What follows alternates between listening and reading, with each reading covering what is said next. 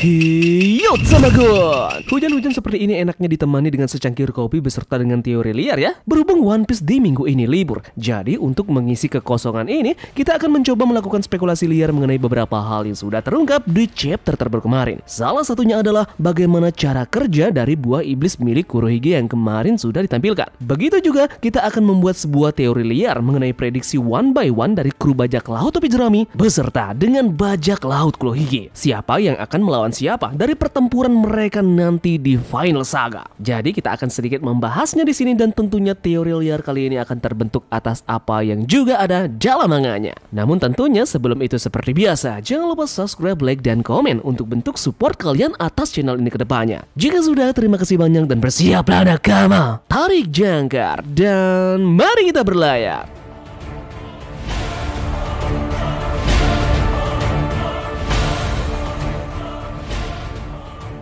Bajak laut Kurohige adalah salah satu bajak laut dengan status Yonko yang dimiliki oleh kaptennya, yaitu Marshal Deitch. Baru-baru ini mereka melakukan show off ke kita semua. Mereka bergerak untuk mendapatkan tujuan tertentu mereka dengan cara yang keji dan juga sadis. Setelah perang Wano Kuni ini usai, pergerakan dari bajak laut ini benar-benar aktif. Mereka langsung bergerak ke Amazon Lily untuk mengincar buah iblis dari buah Hanguk, beserta dengan menyekap Kapten Koby dan membawanya ke kapal mereka. Belum lagi, setelah itu mereka kembali melakukan sesuatu yang gila. Mereka berhasil untuk menculik Charlotte Pudding dengan mengutus dua pasukan mereka, yaitu Van Augur dan juga Aokiji. Yeps, dan tentunya pergerakan yang paling terbaru dari mereka mengincar Rod Poneglyph yang dibawa oleh Trafalgar Law, dan mereka sudah bersiap melakukan perang di Pulau Pemenang. Nah, dari pertemuan antara dua bajak laut kuat ini, poin menariknya adalah mereka sudah show off kekuatan mereka dengan memperlihatkan semua itu ke hadapan Trafalgar Law. Law pun mengatakan bahwa beberapa kemampuan dari bajak laut Kurohige ini sudah mereka incar dari lama. Jadi dengan perkataan Law yang seperti itu, bisa kita simpulkan bahwa buah iblis yang mereka incar ini memang menjadi buah iblis yang sangat cocok nantinya dengan kemampuan individu dari setiap kru yang dia miliki. Komandan divisi pertama bajak laut Blackbeard yaitu sang juara Jesus Burgess dengan kemampuan buah iblis Riki Rikinomi. Kemampuan dari buah iblis ini yakni pengguna mempunyai kekuatan yang tidak normal. Itu langsung Burgess perlihatkan dengan mengangkat sebuah gunung yang sangat besar yang ia langsung lempar ke kelompok dari bajak laut hati.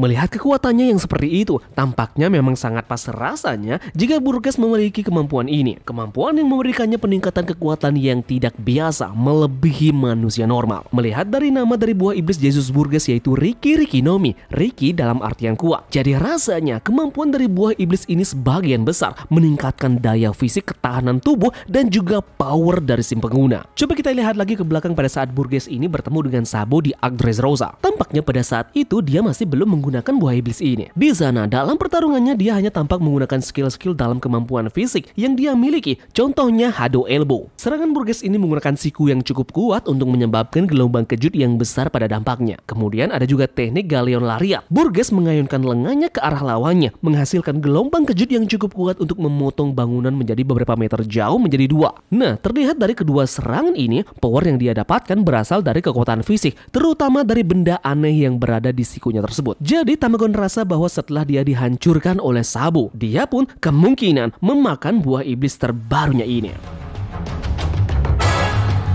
Dengan melihat kemampuan yang luar biasa dari buah iblisnya, ditambah dengan fisik yang dimiliki oleh Jesus Burgess yang sangat kuat, siapa yang kira-kira pantas untuk melawannya pada saat kru bajak laut topi jerami berhadapan dengan bajak laut ini? Tamagon rasa sangat cocok rasanya jika kekuatan fisik akan diadu dengan kekuatan fisik juga. Zoro tentunya tampak kurang karena dia menggunakan teknik pedang, jadi akan tidak seimbang. Sanji cukup diunggulkan, namun sepertinya masih kurang dengan beradu fisik karena Sanji menggunakan teknik api. Begitu juga dengan tubuh exoskeletonnya yang sangat amat keras, jadi juga tidak seimbang. Yeps, Tamagon rasa yang cocok untuk Baiwan melawan Jesus Burgess ini adalah Kesatria Lautan Jinbe. Yeps, Jinbe jelas lumayan cocok karena kekuatan fisik dari Jesus Burgess akan dilawan oleh kemampuan Fishman Karate dari manusia ikan ini. Jadi akan sangat menarik melihat adu pukulan dari kedua belah pihak ini.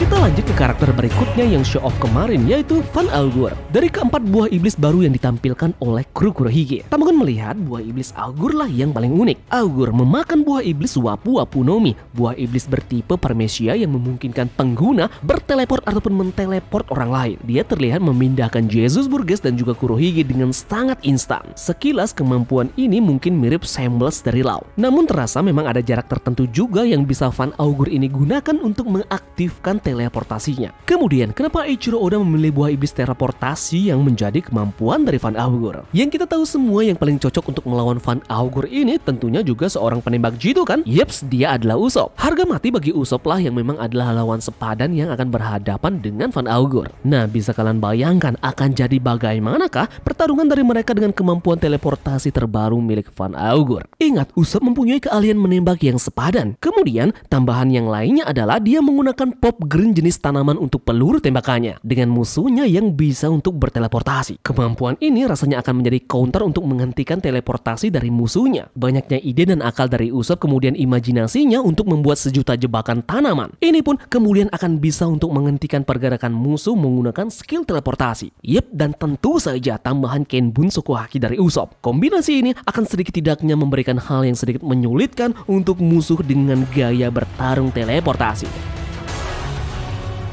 Kita lanjut ke sang Shinigami Doki beserta dengan kudanya Stronger. Dalam chapter terbaru, kemampuan mereka sudah diperlihatkan. Doki mempunyai kemampuan buah iblis Shiku Shikunomi. Shiku secara harfiah berarti sakit. Jadi secara garis besar ini adalah buah iblis tipe Paramecia yang memungkinkan dia membuat orang lain menderita penyakit tertentu. Sementara itu Stronger yaitu kudanya mempunyai kemampuan buah iblis Mythical Zoan Uma Umanomi model Pegasus. Kita masih belum tahu kemampuan dari buah iblis Mythical Zoan ini. Namun yang pasti satu hal yang terungkap bahwa dia bisa terbang menggunakan sepasang sayapnya. Menariknya, mereka berdua akan cocok dilawan oleh kru bajak laut topi jerami yang berposisi sebagai dokter, yaitu Tony Chopper. Menariknya nanti adalah bagaimana hal yang berbanding terbalik yang akan mereka lakukan. Doki menyebarkan penyakit di mana-mana dengan buah iblis miliknya, sedangkan Chopper akan menjadi counter yang alami dengan membuat penangkal dari tipe penyakit yang dibuat oleh Doki. Lalu bagaimana dengan Stronger? Tamagon yakin bahwa dalam arc Vegapunk ini Chopper akan diberikan beberapa power up lanjutan untuk kedepannya.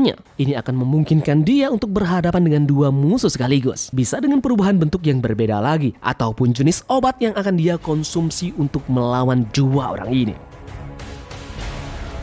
Oke, selanjutnya kita akan memprediksikan beberapa sisa kru dari kedua belah pihak yang akan dipertemukan di final saga nanti. Kita bahas dari yang pertama yaitu Laffy. Siapa yang cocok melawan Laffy dari kru bajak laut topi jerami? Tamagon pribadi menjagokan sang musisi Brook yang akan menjadi lawan sepadan dari Laffy. Alasannya cukup simpel dan juga logis. Laffy yang kita ketahui sampai saat ini kemampuannya adalah bertipe hipnotis. Dia menggunakan kemampuan ini untuk masuk ke Imbal Down dan juga Marijoa. Dengan adanya Brook yang tidak mempunyai mata dan 4 indera yang lainnya, tentu saja ia tidak akan terhipnotis sama sekali dengan keahlian sang pesulap ini kan? Jadi ini pun akan sangat menyulitkan Laffy dan fisik Brook lah yang paling menjadi counter kuat untuk menghadapinya. Kita lanjut ke Katarina Devon sang pemburu bulan sabit. Lawan yang bagus untuknya dalam kru tentu saja Nico Robin. Nama mereka berdua sama-sama memiliki makna iblis. Sejauh ini yang kita ketahui Devon mempunyai kemampuan yang sangat lumayan spesial, yaitu Mythical Zoan jenis Rubah berekor 9. Skill yang dimiliki oleh buah iblisnya pun melakukan penyamaran yang sempurna. Nah, bagaimanakah nanti cara Nico Robin melawannya? Devon dengan kemampuan penyamarannya tidak akan bisa menipu Nico Robin dengan tubuh penggantinya. Hana Hananomi sudah sangat jelas menjadi counter yang paling baik dari kemampuan penyamaran Devon. Tubuh aslinya akan selalu ditumbuhi oleh tangan Robin dan menjadikannya akan sangat sulit untuk berkamuflase.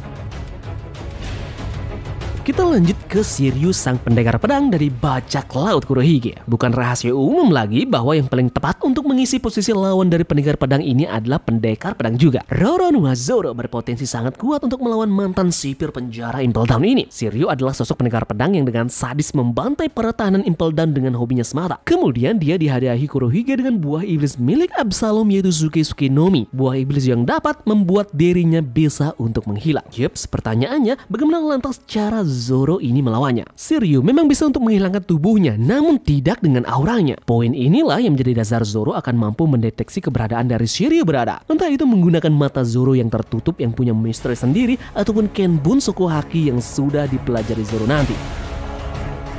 Kemudian Vasco Shoot. Meskipun kita belum mengetahui apa yang menjadi kemampuan dari monster ini, namun sepertinya lawan yang cocok untuknya adalah sang navigator kita yaitu Nami. Entah kenapa sepertinya kemampuannya tidak akan jauh-jauh dari yang namanya mabuk. Namun rasanya Tamagon memikirkan hal yang unik, di mana bisa saja Vasco Shoot ini memakan buah iblis tipe Logia. Karena dalam kru bajak laut Kurohige baru kaptennya saja yang memakan buah iblis tipe Logia. Logia yang mungkin dia dapatkan tidak akan jauh dari kemampuan milik Nami, yaitu bertipe cuaca. Lanjut Kemudian Avalo Pizarro juga dikenal sebagai Raja Koro. Nah, Pizarro ini pernah menjadi raja di kerajaan North Blue. Meskipun kita belum mengetahui bagaimana kemampuan dari Pizarro, tapi menurut Tamagon yang cocok akan melawannya adalah Sanji. Mengapa harus Sanji? Karena mereka sama-sama berasal dari tahta kerajaan. Mungkin kerajaan dari Avalo Pizarro di North Blue ini ada keterkaitan dengan kerajaan Germa yang dipimpin oleh Vinsmoke Judge. Dalam penampilannya juga kita bisa melihat dia semacam menggunakan teknologi di kedua tangannya. Bisa jadi kan ini juga merupakan foreshadow yang merujuk kepada orang ini juga salah satu makhluk yang pernah dieksperimen. Seperti halnya tubuh yang Sanji miliki yaitu exoskeleton. Jadi dengan ini pertarungan mereka berdua akan sama-sama kuat dengan tubuh yang sudah dieksperimen masing-masing. Dan penutup yaitu Sanjuan Wolf. Kemungkinan besar dia akan dipertemukan dengan Franky. Sudah jelas musuh yang akan dihadapi oleh Sanjuan Wolf ini. Tentunya Megazord dari bajak laut topi jerami yaitu Thousand Sunny yang berubah seiring dengan kru bajak laut topi jerami yang sudah berlabuh di Pulau Egghead. Dimana dalam pulau ini sangat wajar jika Franky akan melakukan update terhadap Franky Shogun. Dia akan memodifikasi ulang dan menambah ukuran yang lebih besar lagi. Yeps, jadi bagaimana menurut kalian dengan sandingan Tamagon mengenai kedua belah pihak, baik itu dalam kru topi jerami maupun kru Kurohige? Mungkin dari kalian punya pendapat yang berbeda ya mengenai hal ini. Jadi silahkan tulis pendapat pribadi kalian di kolom komentar ya. Dan tentunya beri alasan mengapa mereka harus cocok untuk dipertemukan. Terima kasih dari kalian yang sudah menonton video ini ya. Dan semoga video ini membuat kalian terhibur. Sekian dari Tamagon dan turunkan jangkar. Mari kita berlabuh.